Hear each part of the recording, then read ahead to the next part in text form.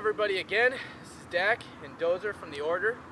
We'd like to bring you episode number 2 for Red Weapon Theory. This episode is going to be about defensive options you can use to add into your repertoire as a red user. A lot of these moves are things that I've used frequently in the past, and most of them I actually rely on pretty heavily. And so we're going to share that with you today to help you become more of a flexible and versatile fighter. So today we're going to talk, like I said, with defense. I wanted to start off by just saying with the pommel defense is what I use quite frequently. But before we go into the pommel defense, I want to show what you typically can see when you're talking. We're red versus red, okay? And I do a shot on Dozer here. You might see this sometimes in optional defense. Can you see this? I'm not going to say anything about this, but I am going to say that when you do this, you can be in a position where you're locked up. You can be in a position where I'm able to grab, and he's locked up. Dozer, you got any position where you can do anything? I don't know. We're going to give you today a different option to that defense. And even though there's a lot of, in traditional sword fare, there is a lot of blocking, which is done with the blade, but in the world we live in, with Dagger here in Belgarth, the blades are a little faster. So we've kind of taken this one and used it for quite a bit. So the pommel defense, okay?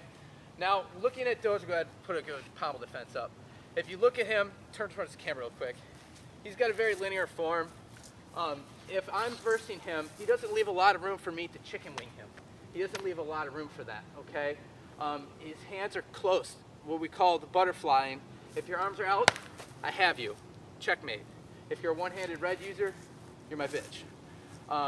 With the pommel, I should say pommel, the handle striking, if you can do the handle striking at this angle, now with a lot of different ways you can block, you're blocking with the handle, okay?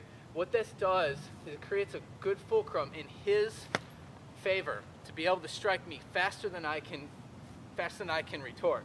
If you do the old way, if you do it an old block, I can possibly swing. May or may not be able to, depending on the red fighter. This ensures a better leverage result. So if you can also block this handle.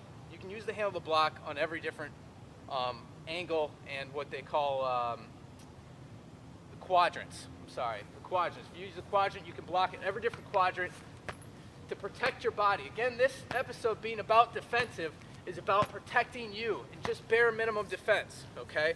If you start from that and create a foundation, you can work your way up. The last thing, I know a lot of you guys are worrying about, how about stabs? What do you do about stabs?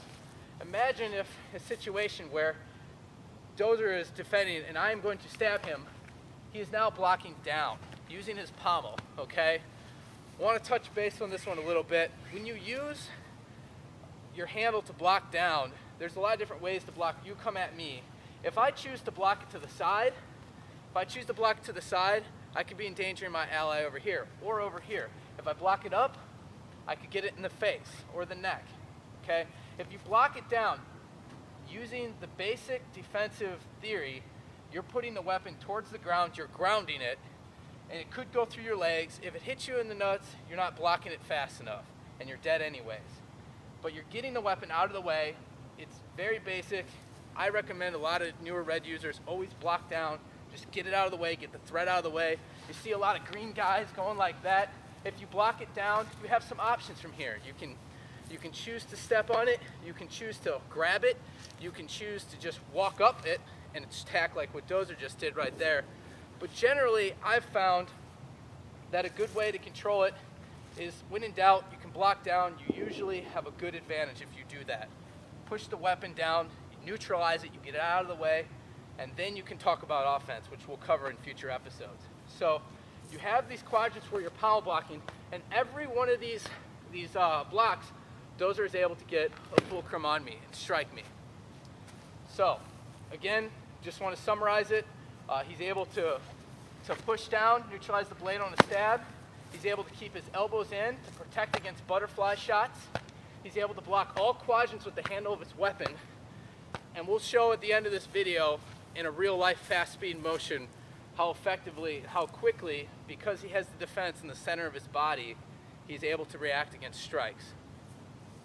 So we'll take that idea and we'll put it into a sword and board defensive scenario And I know a lot of the red users love this because sword and borders typically have a disadvantage against sword and borders. You can use this strategy. Now Dozer will be aggressing me on this one. You can use this strategy to block blues. It's the same thing. This is your defensive shield. You can use this. Even though it's hard because they're blue users, you can still use it entirely. But we're going to talk about some other defensive strategies you can do to build up against a sword and border. One of the things besides that is you want to build up some intimidation. To build up intimidation, there's a lot of things you can do. The first one I want to talk about is kicking. Now, kicking's a big part of a red user's arsenal. If you haven't already tried doing it, you can do it. I recommend you practice it some more. But what I do with kicking is just because you can kick a shield, you can push him away. Again, starts to get offensive, but the point of kicking, what I like to do, is to create distance. So you're going to come at me, and I'm going to be able to kick him away, keep that distance, because I have the advantage on you. To keep that distance, the kicking comes in. Now, with every strike in the game, you can use a fake with that strike. You can fake kick. So if I'm striking, I can strike, I can do a fake kick, and I can strike again. Now you might think to yourself, fake kicking, why is that going to do anything? To a shieldman, I recommend you just try it. A shieldman, they don't like to get kicked. If they flinch and you fake, the time that it takes to fake kick and plant that foot, you're already in motion. If you do a kick, it takes a little bit more time. What was that? They're going to have to brace for the impact. Exactly. There's no guy who's going to take a kick and not brace for it. So when they brace, you'll be able to strike. They have to brace every time you even supposedly kick. So fake kicks are good. Even though it looks weird, we're going to show this at the end of the video as well to show some fluid motions examples on how to do fake kicking and kicking. I'm not going to go into the offensive kicking details, kicking, moving the shield to the side. That's more of an offensive. I'm talking about kicking as a defensive situation, to push the enemy away, to keep him intimidated, and to block that weapon. Now, tying those two things together, I put them in that order because what Dozer's going to do is he's going to strike over here, and you can't just do one or the other. If you're going to do them both.